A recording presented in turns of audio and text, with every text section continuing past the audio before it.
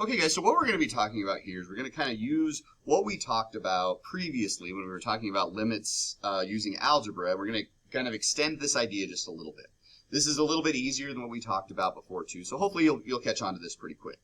As a quick review, as you remember, a limit is simply a y value we're getting really close to as we approach a specific x value. We use this notation, if you recall, the limit as x approaches a of f of x is how we say that.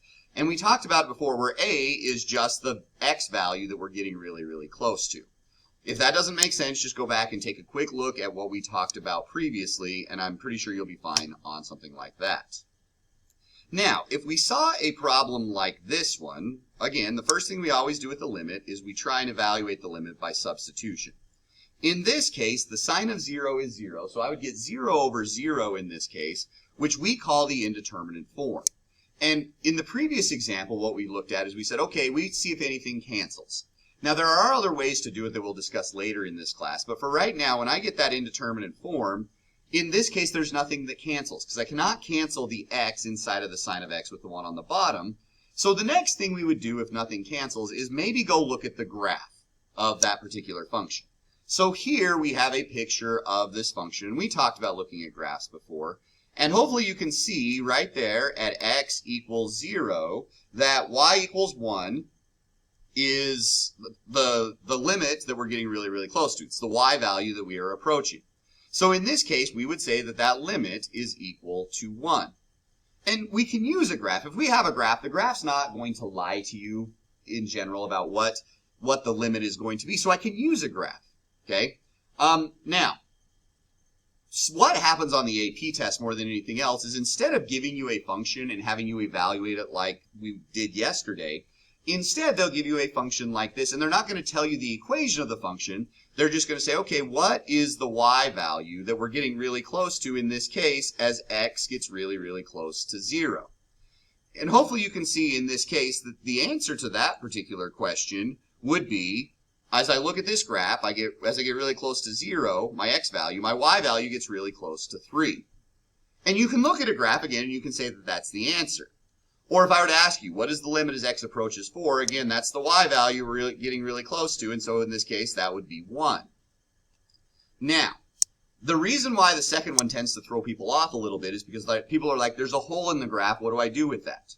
Don't forget, anytime we have a hole in the graph, it doesn't matter that there's a hole in the graph. What we do instead is we just say, I ignore that hole because I'm just getting really close to that x value, and I want to know what y value we're getting really close to, not what the y value actually is. Now, if I was to look at the limit as x approaches 1, I look at it and I'm like, okay, if I look at this point right here, I say that that y value is 2, and if I look at this point up here, it looks like that y value is 3. Those two y values don't match up, and so initially what we would say is that because we have to make a decision between those two, it has to be either 2 or 3, we just say anything. Everybody's favorite. Does not exist. The limit does not exist. Perfect. Okay, and we just say that limit does not exist. Mathematicians, however, don't like to say that something doesn't exist, especially when you can see that there is a choice that we can make between those two numbers. And so what mathematicians do, and they have a lot more uses past just the fact they don't like this, but what we do is we use what is known as a one-sided limit. A one-sided limit says, okay, we still want to take the limit, but I'm only interested in one of those two numbers. And so this first limit that we have here that we're going to look at, the way that we say it is we say the limit as x approaches 1, and then that plus sign that's in the exponent, the way that we say that is we say the limit as x approaches 1 from the right. Now what that means is I'm only interested in the y values when x is slightly larger than 1. So I want the y values over here. So this limit would exist, and the answer to that would be 3 because that's the y values when my x values are slightly larger than 1. This other limit that we have, we say that as the limit as x approaches 1 from the right. That's what the negative exponent means. And what that is saying is it's kind of like saying, okay, I'm going to take 0.999 and a whole bunch of 9s, and I'm going to plug that in, and that is going to tell me what my limit is from that side. So from this side, my x values are really close to 1, but they're smaller than 1, so that limit would be 2. Now again, you'll notice that those two do not match up, and they don't have to because I'm only interested in one or the other, okay? So again, that's what a one-sided limit is. So let's look at a couple of examples here. We're just going to do this, and then we're going to call it good. So I look at this first one. The limit as x approaches 1, and then there's a plus sign. What that means is I want to know what the y value is when x is slightly larger than 1. And by slightly larger, I mean barely, barely larger. So I'm talking about this point right there.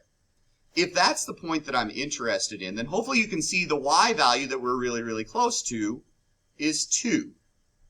Similarly, if I look at x approaches 1 from the left-hand side, that means I'm looking at numbers slightly smaller than 1, so in this case, that limit would be 1. If you want to, why don't you just stop the video real quick, because I'm just going to write the rest of the answers down and see if your answers match up with what I get. So again, if you're just trying to check, get your guided notes out, check it. If not, you can just see that after I tell you to pause the video, you can see if you got the correct answers. So pause it now.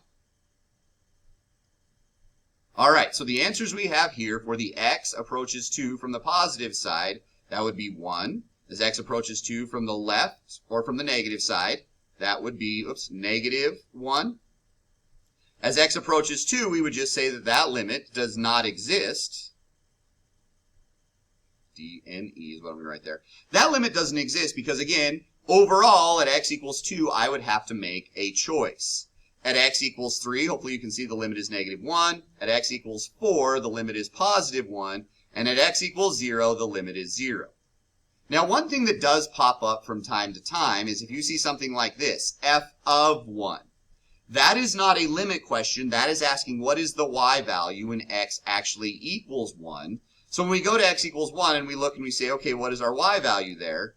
We have to look for the filled in circle. So in this case, that would be 2.